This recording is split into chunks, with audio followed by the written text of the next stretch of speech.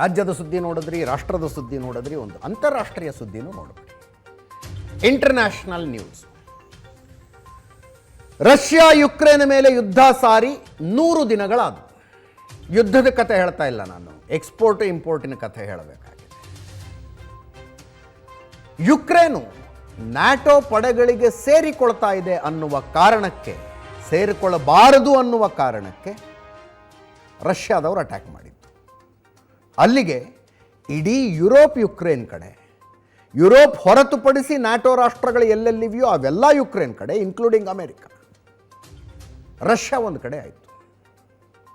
ಇಂಥ ಸಂದರ್ಭದಲ್ಲಿ immediate pressure tactics ಏನು? ಆರ್ಥಿಕ ದಿಗ್ಬಂಧನಗಳನ್ನು ಹೇರುವಂಥದ್ದು. ಅಂಥ ಆರ್ಥಿಕ ದಿಗ್ಬಂಧನಗಳನ್ನು ನ್ಯಾಟೋದವರು ಹೇರಿದ್ರು.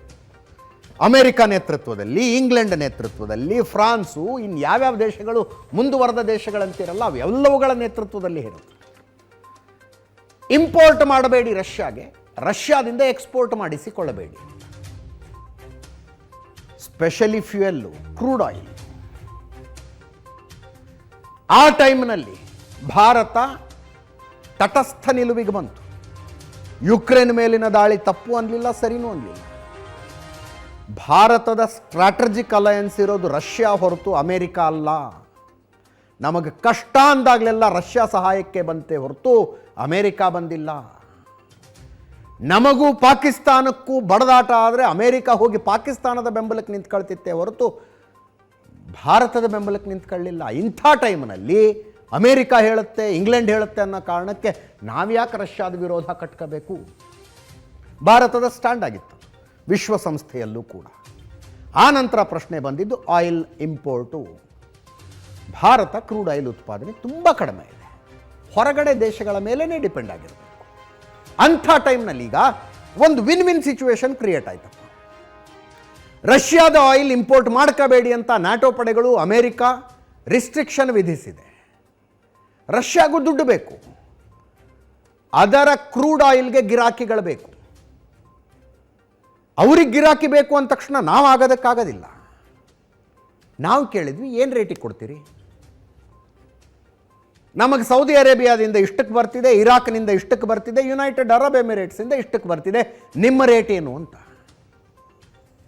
ಅವೆಲ್ಲದಕ್ಕಿಂತಲೂ ಕಡಿಮೆ ರೇಟ್ನಲ್ಲಿ ನಾವು ಕೊಡ್ತೀವಿ, ಟ್ರಾನ್ಸ್ಪೋರ್ಟೇಷನ್ ನಮ್ಮ ಮೇಲೆ, ಇನ್ಶೂರೆನ್ಸ್ ನಮ್ಮ ಮೇಲೆ ಅಂತ ರಷ್ಯಾ ಹೇಳ್ತು. ಅದಕ್ಕೂ ಅವಶ್ಯಕತೆ ಇತ್ತು, ತಗೊಳ್ಳೋರು ಇರಲಿಲ್ಲ ಅನ್ನೋ ಕಾರಣಕ್ಕೆ ನಿರ್ಬಂಧ ವಿಧಿಸಿ ನಿಮ್ಮ ಆಯಿಲ್ಲೇ ಬೇಡ ಅಂತ ಹೇಳಿಬಿಟ್ರೆ ನಮ್ಮ ಜೀವನ ನಡೆಯೋದು ಹೆಂಗೆ ಅನ್ನೋ ಚಿಂತೆ ರಷ್ಯಾಗಿತ್ತು. ಆ ಟೈಮ್ನಲ್ಲಿ ನಾವು ಕೇಳಿದ್ದು give us a better deal. They gave us a better deal. ಇವತ್ತಿನ ಲೆಕ್ಕಾಚಾರದಲ್ಲಿ ಪರ್ ಬ್ಯಾರಲ್ $31 ಕಡಿಮೆ ರೇಟಿಗೆ ನಮಗೆ ರಷ್ಯಾದಿಂದ ಸಿಗ್ತಾ ಇದೆ. ಭಾರತ ಇನ್ನೊಂದು ಕಂಡೀಷನ್ ಹಾಕ್ತು, ನಮ್ಮ ವ್ಯವಹಾರ ಡಾಲರ್ನಲ್ಲಿ ಆಗೋದಿಲ್ಲ ಅಂತ, ರೂಪಾಯಿ ರೂಬೆಲ್ನಲ್ಲೇ ಆಗಬೇಕು. ರಷ್ಯಾಗೂ ಅದೇ ಬೇಕಾಗಿತ್ತು, ವೆಲ್ ಆ್ಯಂಡ್ ಗುಡ್ ಅಂತು. ಅದು ಎಲ್ಲದರ ರಿಸಲ್ಟ್ ಏನಾಗಿದೆ? ಈಗ ಭಾರತಕ್ಕೆ ತೈಲು ಆಮದು ಮಾಡುವ ರಾಷ್ಟ್ರಗಳ ಪಟ್ಟಿಯಲ್ಲಿ ರಷ್ಯಾ 2ನೇ ಸ್ಥಾನಕ್ಕೆ ಬಂದಿದೆ. ಮುಂಚೆ ಎಲ್ಲೋ ಹಿಂದಿತ್ತದು. ಭಾರತ 100 ಬ್ಯಾರೆಲ್ ತೈಲವನ್ನು ತಗೊಂಡ್ರೆ ರಷ್ಯಾದಿಂದ ಅದರಲ್ಲಿ 1 ಬ್ಯಾರೆಲ್ ಇದ್ದರೆ ಅದೇ ಜಾಸ್ತಿ. 1% ಕಡಿಮೆ ಇತ್ತು ರಷ್ಯಾದಿಂದ ಇಂಪೋರ್ಟ್. ಅದಕ್ಕೆ ಲಾಜಿಸ್ಟಿಕಲ್ ರೀಸನ್ಸ್ ಇತ್ತು. ತುಂಬ ದೂರ, ಹಡಗಲ್ಲಿ ತುಂಬ್ಕೊಂಡು ಬರೋದಕ್ಕಾಗೋದಿಲ್ಲ, ದಾರಿ ಮಧ್ಯದಲ್ಲಿ ಏನಾರು ಆದರೆ ಇನ್ಶೂರೆನ್ಸ್ ಯಾರು, ಇಂಥ ಪ್ರಶ್ನೆಗಳಿದ್ವು. ಆ ಕಾರಣಕ್ಕೆ ರಷ್ಯಾದಿಂದ ಕಡಿಮೆ ತರಿಸ್ಕೊತಿದ್ವಿ, ಲೆಸ್ ದ್ಯಾನ್ 1%. ಈಗ ಸೌದಿ ಅರೇಬಿಯಾಗಿಂತಲೂ ಜಾಸ್ತಿ ಕ್ರೂಡ್ ಆಯಿಲನ್ನು ನಾವು ರಷ್ಯಾದಿಂದ ತರಿಸ್ಕೊತಾ ಇದ್ದೀವಿ. ಮೊದಲು ಸೌದಿ ಅರೇಬಿಯಾ 2ನೇ ಸ್ಥಾನದಲ್ಲಿತ್ತು, ಈಗ ರಷ್ಯಾ 2ನೇ ಸ್ಥಾನಕ್ಕೆ ಬಂದಿದೆ. ಭಾರತಕ್ಕೆ ಬೇಕಾದ ಒಟ್ಟು ಕ್ರೂಡ್ ಆಯಿಲ್ನ 19% ಈಗ ರಷ್ಯಾದಿಂದ ಬರ್ತಾ ಇದೆ. ಮುಂಚೆ 1%ಗಿಂತ ಕಡಿಮೆ ಇತ್ತು, ಈಗ 19% ಬರ್ತಾ ಇದೆ. ಇದನ್ನು ಮಾಡಬೇಡಿ, ರಷ್ಯಾದಿಂದ ತಗಬೇಡಿ ಅಂತ ಅಮೇರಿಕದವರು ಹೇಳ್ತಾನೆ ಬಂದರು. ಭಾರತ ಏನು ಹೇಳ್ತು? ನೀವು ಯುರೋಪ್ನವ್ರು ಮೊದಲು ತಗೊಳ್ಳೋದು ನಿಲ್ಲಿಸಿ, ಆಮೇಲೆ ಭಾರತಕ್ಕೆ ಬುದ್ಧಿ ಹೇಳೋದಕ್ಕೆ ಬನ್ನಿ. ನಾವು ಇಡೀ ತಿಂಗಳು ಎಷ್ಟು ರಷ್ಯಾದಿಂದ ಕ್ರೂಡ್ ಆಯಿಲ್ ತಗೊಳ್ತೀವೋ ಅಷ್ಟನ್ನು ಅರ್ಧ ದಿನದಲ್ಲಿ ತಗೋತೀರಿ ನೀವು. ಹಂಗಿದ್ಕೊಂಡು ನಮಗೇನು ಬುದ್ಧಿ ಹೇಳ್ತೀರಿ ಅಂತ ಮಖಕ್ಕೆ ಕೊಡ್ದಂಗೆ ಹೇಳಿದ್ರು ಜೈಶಂಕರ್, ನಮ್ಮ ವಿದೇಶಾಂಗ ಸಚಿವರು. ಎಂಡ್ ರಿಸಲ್ಟ್ ಏನಾಗಿದೆ? ಒಂದಷ್ಟು ವೆರಿ ಇಂಟ್ರೆಸ್ಟಿಂಗ್ ಡೇಟಾ ಕೊಡ್ತೀವಿ, ಬಹಳ ಕುತೂಹಲಕಾರಿ ಅಂಕಿ ಸಂಖ್ಯೆಗಳನ್ನು ಕೊಡ್ತೀವಿ ನಿಮಗೆ. ರಷ್ಯಾದಿಂದ ಭಾರತಕ್ಕೆ ಭಾರತದ ಅವಶ್ಯಕತೆಯ 19% ಕ್ರೂಡ್ ಆಯಿಲ್ ಈಗ ಬರ್ತಾ ಇದೆ. ಇದೇ ವರ್ಷ ಜನವರಿ 2022 ಜನವರಿ 1%ಗಿಂತ ಕಡಿಮೆ ಇತ್ತು. ಮೇ ಅಷ್ಟೊತ್ತಿಗೆ ಈಗ ಇಲ್ಲಿ ತನಕ ಭಾರತಕ್ಕೆ ಏನೇನು ಕ್ರೂಡ್ ಆಯಿಲ್ ಬಂದಿದೆಯಲ್ಲ ಅದರಲ್ಲಿ 19%ಅನ್ನು ನಾವು ರಷ್ಯಾದಿಂದ ತರಿಸ್ಕೊಂಡಿದ್ದೀವಿ, ಇನ್ಕ್ಲೂಡಿಂಗ್ ಆಗಿರುವ ಅಗ್ರಿಮೆಂಟ್ಗಳನ್ನು ಸೇರಿಸಿ ಹೇಳ್ತಾ ಇದ್ದೀನಿ. 19%.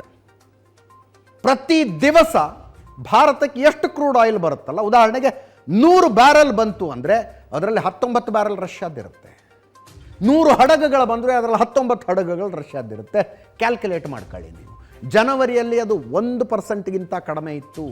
ಒಂದಷ್ಟು ಇಂಟ್ರೆಸ್ಟಿಂಗ್ ಅಂಕಿ ಸಂಖ್ಯೆಗಳನ್ನು ಕೊಡ್ತೀನಿ ನಿಮಗೆ. ಅಂದರೆ ಭಾರತ ನನ್ನ ವಿದೇಶಾಂಗ ನೀತಿ ನನ್ನ ಹಿತರಕ್ಷಣೆಗಾಗಿರುತ್ತೆ ಹೊರತು ನಿಮಗೆ ಬೆಣ್ಣೆ ಹಚ್ಚೋದಕ್ಕಲ್ಲ ಅನ್ನೋದನ್ನು ಎಷ್ಟು ನೀಟಾಗಿ ಕನ್ವೆ ಮಾಡಿದೆ ಮತ್ತು ಅದರ ರಿಸಲ್ಟ್ ಏನಾಗಿದೆ ಅನ್ನೋದನ್ನು ಹೇಳ್ತಾ ಇದ್ದೀನಿ. 2021 1.2 ಕೋಟಿ ಬ್ಯಾರಲ್ ತೈಲ ಬಂದಿತ್ತು. 2021 ಇಡೀ ವರ್ಷ ರಷ್ಯಾದಿಂದ ಭಾರತಕ್ಕೆ ಬಂದಿದ್ದು 1,20,00,000 ಬ್ಯಾರಲ್ ಕ್ರೂಡ್ ಆಯಿಲ್. 1,20,00,000 ಇಡೀ ವರ್ಷ, 12 ತಿಂಗಳು, 365 ದಿವಸದಲ್ಲಿ. ಈ ವರ್ಷ 6,60,00,000 ಬ್ಯಾರಲ್ ಇದುವರೆಗೂ ಬಂದಾಗಿದೆ ನಮಗೆ. ಹೆಚ್ಚು ಕಡಿಮೆ 3 ಪಟ್ಟು ಈಗಾಗಲೇ ತಗೊಂಡಾಗಿದೆ. ನಾವು 6ನೇ ತಿಂಗಳಲ್ಲಿದ್ದೀವಿ, ಇನ್ನೂ 6 ತಿಂಗಳು ಬಾಕಿ ಇದೆ. ಈಗಾಗಲೇ 6,60,00,000 ಬ್ಯಾರಲ್ ಕ್ರೂಡ್ ಆಯಿಲ್ ಭಾರತಕ್ಕೆ ರಷ್ಯಾದಿಂದ ಬಂದಾಗಿದೆ.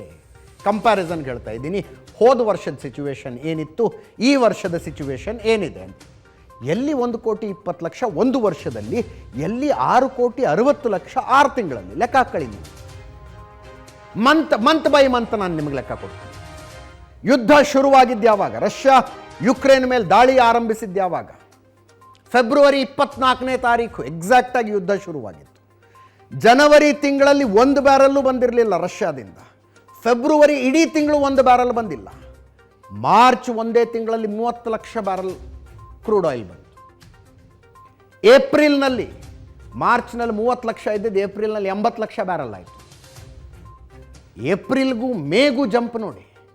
ಮೇನಲ್ಲಿ 2,60,00,000 ಬ್ಯಾರಲ್ ಬಂತು. ಜೂನ್ನಲ್ಲಿ 2,90,00,000 ಬ್ಯಾರಲ್ ಬಂದಿದೆ. 2,90,00,000 ಬ್ಯಾರಲ್. ಮಂತ್ ಆನ್ ಮಂತ್ ಲೆಕ್ಕ ಹೇಳ್ತಾ ಇದ್ದೀನಿ. ಜನವರಿಲಿ 1 ಬ್ಯಾರಲ್ಲೂ ಇಲ್ಲ, ಫೆಬ್ರವರಿಲಿ 1 ಬ್ಯಾರಲ್ಲೂ ಇಲ್ಲ. ಫೆಬ್ರವರಿ ಎಂಡ್ನಲ್ಲಿ ಯುದ್ಧ ಶುರುವಾಯಿತು, ಮಾರ್ಚ್ನಲ್ಲಿ ಇಂಪೋರ್ಟ್ ಶುರುವಾಯಿತು. ಕಷ್ಟ ಕಾಲದಲ್ಲಿ ಅವಶ್ಯಕತೆ ಅಂತ ಬಂದರೆ ದೇಶಗಳನ್ನು ಹೆಂಗೆ ಯುದ್ಧ ಮಾಡಿ ಅವರಿಗೆ ದುಡ್ಡಿನ ಸಮಸ್ಯೆ ಆಗಿರದೇ ಇದ್ದರೆ ರಷ್ಯಾದವರು ನೀವು ಯು ಎಗಿಂತಲೂ ಕಡಿಮೆ ರೇಟಲ್ಲಿ ಕೊಡ್ತೀವಿ, ದುಬೈಗಿಂತಲೂ ಕಡಿಮೆ ರೇಟಲ್ಲಿ ಕೊಡ್ತೀವಿ, ಇರಾಕ್ಕಿಂತ ಕಡಿಮೆ ರೇಟಲ್ಲಿ ಕೊಡ್ತೀವಿ, ಟ್ರಾನ್ಸ್ಪೋರ್ಟೇಷನ್ನು ನಮ್ಮದೇ, ಇನ್ಶೂರೆನ್ಸು ನಮ್ಮದೇ ಅಂತ ಹೇಳೋ ಸಾಧ್ಯತೆನಾದರೂ ಇತ್ತ ರಷ್ಯಾದವರು? ಇಂಪಾಸಿಬಲ್. ನಿಮಗೆ ಇದೊಂದು ಇಂಟ್ರೆಸ್ಟಿಂಗ್ ಅಂಕಿ ಸಂಖ್ಯೆ ಇದೆ. ಇದು ಒಂದು ದಿವಸಕ್ಕೆ ಭಾರತ ಎಲ್ಲೆಲ್ಲಿಂದ ಎಷ್ಟೆಷ್ಟು ಕ್ರೂಡ್ ಆಯಿಲ್ ತರಿಸ್ಕೊಳ್ಳುತ್ತೆ ಅಂತ. 2021 ಪರ್ ಡೇ ಆವ್ರೇಜ್. 2021 365 ದಿವಸಗಳಲ್ಲಿ ಒಂದೊಂದು ದಿವಸಕ್ಕೆ ಆನ್ ಆನ್ ಆವ್ರೇಜ್ ಯಾವ ದೇಶದಿಂದ ಎಷ್ಟೆಷ್ಟು ತರಿಸ್ಕೊಂಡ್ರು ಅಂತ. ಇದು 2022 ಮೇ ತನಕ ಪ್ರತಿ ದಿವಸ ಎಷ್ಟೆಷ್ಟು ತರಿಸ್ಕೊಂಡ್ರು ಅಂತ. ಇದು 13 lakh barrel per day. 13 lakh barrel per day ಇರಾಕ್ನಿಂದ 2021ರಲ್ಲಿ ಬಂದಿದೆ. 2022 ಮೇ ತಿಂಗಳದ ಆವರೇಜ್ ಇದು ಪರ್ ಡೇ ಆವರೇಜ್ ಮೇ ತಿಂಗಳದ್ದು. ಇರಾಕ್ನಿಂದ ತರಿಸಿಕೊಳ್ತಾ ಇದ್ದ ಕ್ರೂಡ್ ಆಯಿಲ್ನಲ್ಲಿ ಪರ್ ಡೇ 2 ಲಕ್ಷ ಬ್ಯಾರಲ್ ಕಡಿಮೆ ಮಾಡಿದ್ದೀವಿ ನಾವು. 2 ಲಕ್ಷ ಬ್ಯಾರಲ್ ಕಡಿಮೆ ಆಗಿದೆ, 11 ಲಕ್ಷಕ್ಕೆ ಬಂದಿದೆ per day. 6 lakh barrel per day ಮಾತ್ರ ರಷ್ಯಾದಿಂದ ಬರ್ತಾ ಇತ್ತು ಹೋದ ವರ್ಷ. ಈ ಸಲ ಪರ್ ಡೇ ಕೇವಲ $6,000 ಬರ್ತಾ ಇತ್ತು. ಈ ಸಲ ಅದು ಪರ್ ಡೇ 8,19,000 ಬ್ಯಾರಲ್ ಆಗಿದೆ. $6,000 ಇದ್ದಂಥದ್ದು 8,19,000 ಬ್ಯಾರಲ್ ಆಗಿದೆ. ಸೌದಿ ಅರೇಬಿಯಾ 11 ಲಕ್ಷ ಬ್ಯಾರಲ್ ಕೊಡ್ತಾ ಇತ್ತು, 7.5 ಲಕ್ಷ ಬ್ಯಾರಲ್ ಪರ್ ಡೇ ಈಗ ಇಲ್ಲಿಗೆ ಬಂದಿದೆ. 2ನೇ ಸ್ಥಾನಕ್ಕೆ ಸೌದಿ ಅರೇಬಿಯಾ ಇತ್ತು, ಈಗ ಸೌದಿ ಅರೇಬಿಯಾ 3ನೇ ಸ್ಥಾನಕ್ಕೆ ಹೋಗಿ 2ನೇ ಸ್ಥಾನಕ್ಕೆ ರಷ್ಯಾ ಬಂದಿದೆ. United Arab Emirates per day 5 lakh barrel ತಗೊಳ್ತಾ ಇದ್ವಿ, ಈಗ 5.5 ಲಕ್ಷ ಬ್ಯಾರಲ್ ಪರ್ ಡೇ ತಗೋತಾ ಇದ್ದೀವಿ. ನೈಜೀರಿಯಾದಿಂದ 2,20,000 ಬ್ಯಾರೆಲ್ ಪರ್ ಡೇ, ಈಗ 2,70,000 ಬ್ಯಾರೆಲ್ ತಗೋತಾ ಇದ್ದೀವಿ. ಮಾರಲ್ ಆಫ್ ದ ಸ್ಟೋರಿ ಏನು ಅಂದರೆ, ಸೌದಿ ಅರೇಬಿಯಾಗಿಂತಲೂ ಹೆಚ್ಚಿನ ಆಯಿಲ್ ನಮಗೀಗ ರಷ್ಯಾದಿಂದ ಸಿಗ್ತಾ ಇದೆ. ಯುದ್ಧ 100 ದಿನ, 100ನೇ ದಿನಕ್ಕೆ $100 ಬಿಲಿಯನ್ ಆಯಿಲನ್ನು ರಷ್ಯಾ ರಫ್ತು ಮಾಡಿದೆ. ನಿಮಗೆ ಈ ಮುಂದುವರಿದ ರಾಷ್ಟ್ರಗಳ ಡಬಲ್ ಸ್ಟ್ಯಾಂಡರ್ಡ್ ಹೆಂಗಿರ್ತವೆ ನೋಡಿ. ನಮಗೆ ಹೇಳ್ತಾರೆ ರಷ್ಯಾದಿಂದ ತಗೋಬೇಡಿ, ನೀವು ಯುದ್ಧಕ್ಕೆ ಫಂಡ್ ಮಾಡ್ದಂಗೆ ಆಗುತ್ತೆ, ಯುಕ್ರೇನಿನ ಮೇಲೆ ಯುದ್ಧಕ್ಕೆ ನೀವು ಫಂಡ್ ಮಾಡ್ದಂಗೆ ಆಗುತ್ತೆ ಅಂತ. 100 ಬಿಲಿಯನ್ನಿನ ಕ್ರೂಡ್ ಆಯಿಲನ್ನು ರಷ್ಯಾ ಯುದ್ಧ ಶುರುವಾದ 100 ದಿನದಲ್ಲಿ ಮಾರಿದರೆ ಯುರೋಪ್ನವರೇ $59 ಬಿಲಿಯನ್ ತಗೊಂಡಿದ್ದಾರೆ. $59 ಬಿಲಿಯನ್ ಯುರೋಪ್ನವರೇ ತಗೊಂಡಿದ್ದಾರೆ. ಯುರೋಪ್ ಹೊರತುಪಡಿಸಿ ಉಳಿದ ಎಲ್ಲ ದೇಶಗಳು ಸೇರಿ $41 ಬಿಲಿಯನ್ ತಗೊಂಡಿದೆ. ಭಾರತ ತಗೊಂಡಿರೋದೆಷ್ಟು? ಬರೀ $3.5 ಬಿಲಿಯನ್ ಮಾತ್ರ. $59 ಬಿಲಿಯನ್ ವ್ಯವಹಾರವನ್ನು ರಷ್ಯಾಗೆ ಕೊಟ್ಟಂಥ ಯುರೋಪ್ನವರು $3.5 ವ್ಯವಹಾರ ಕೊಟ್ಟಂಥ ಭಾರತದ ವಿರುದ್ಧ ಮಾತಾಡ್ತಾರೆ. You are funding the war ಅಂತ ಹೇಳ್ತಾರೆ. ಇದಕ್ಕೆ ಹೇಳೋದು ಡಬಲ್ ಸ್ಟ್ಯಾಂಡರ್ಡ್ ಅಂತ.